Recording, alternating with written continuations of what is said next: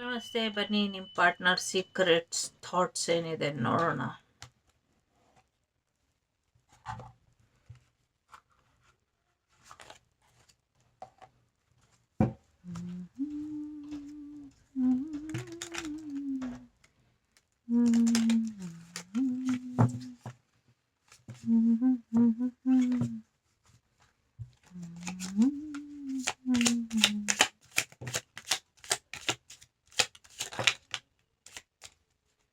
ತುಂಬಾ ಹೇಳ್ಬೇಕು ಅನ್ಕೊಂಡ್ಬಿಟ್ಟಿದ್ದಾರೆ ಸೀಕ್ರೆಟ್ ಆಗಿ.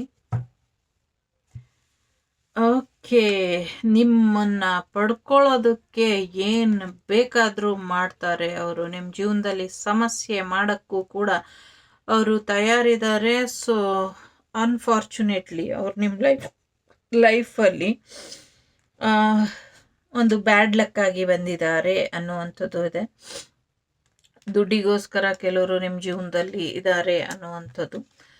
ಸೊ ಇನ್ನು ಕೆಲವರಿಗೆ ನಿಜವಾದ ಪ್ರೀತಿ ನಿಮ್ಮಿಂದ ಸಿಕ್ಕಿದೆ, ನಿಮ್ಮನ್ನ ಕಳ್ಕೊಳ್ಳೋದಕ್ಕೆ ತಯಾರಿಲ್ಲ ಅಂತ ಅನ್ಕೊಂಡಿದ್ದಾರೆ.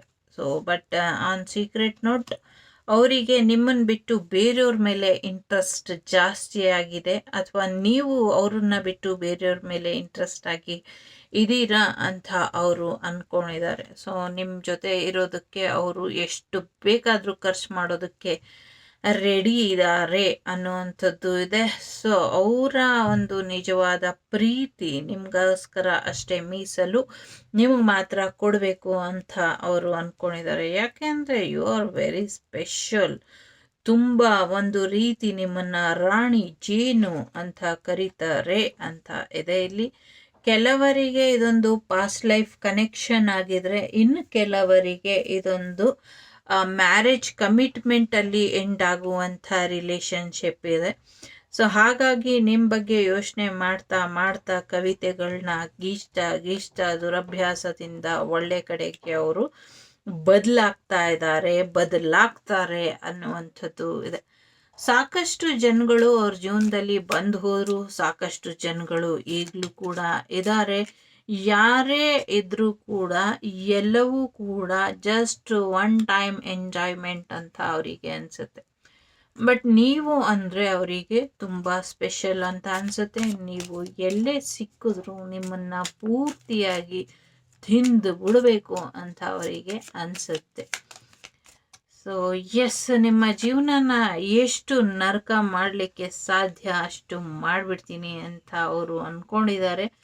ಅಟ್ ದಿ ಸೇಮ್ ಟೈಮ್ ಅವರಿಗೆ ನಿಮ್ಮ ಪ್ರೀತಿ ಕೂಡ ಬೇಕು.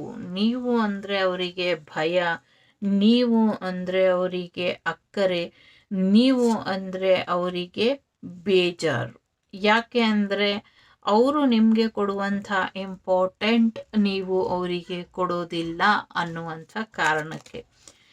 ಯಾಕೆ ಅಂದರೆ ನೀವು ತುಂಬ ಸೀಕ್ರೆಟ್ ಮಾಡ್ತೀರಾ ಅಂತ ತಿಳ್ಕೊಂಡು ಅವರು ಕೂಡ ಸೀಕ್ರೆಟ್ ಆಗಿ ನಿಮ್ಮನ್ನ ಫಾಲೋ ಮಾಡ್ತಾ ಇದ್ದಾರೆ, ಸೀಕ್ರೆಟ್ ಆಗಿ ನಿಮ್ಮ ಬಗ್ಗೆ ಮಾಹಿತಿನ ತಿಳ್ಕೊಳ್ತಾ ಇದ್ದಾರೆ.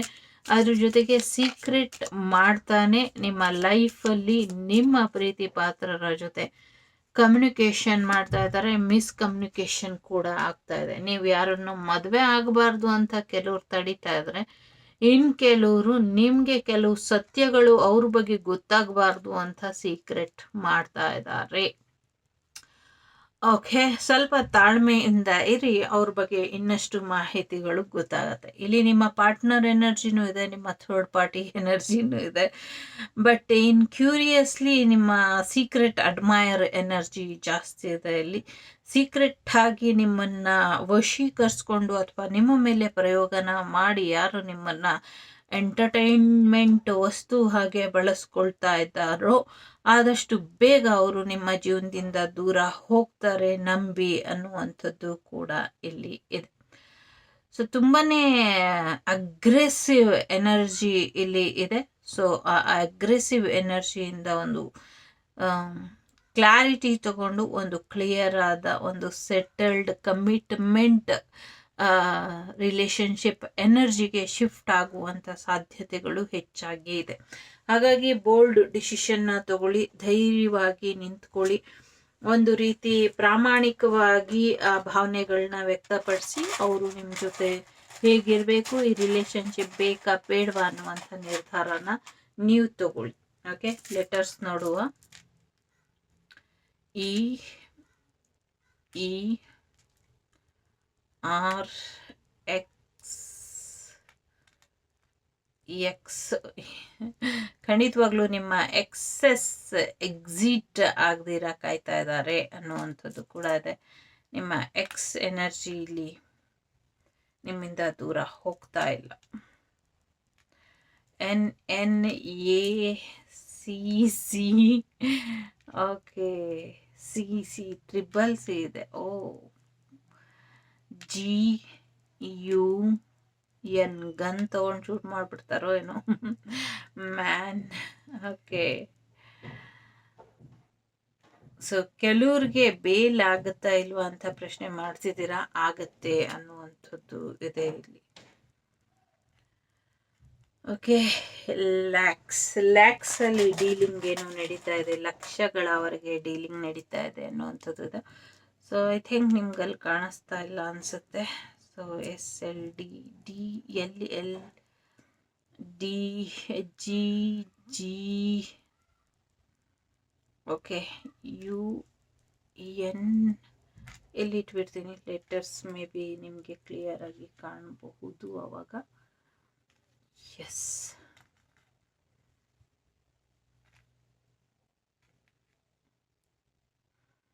ಓಕೆ. ಸೊ ಇದಿಷ್ಟು ಲೆಟರ್ಸು MABLXSLDGGUNHRCCCEXEX ಅಂತ ಇದೆ.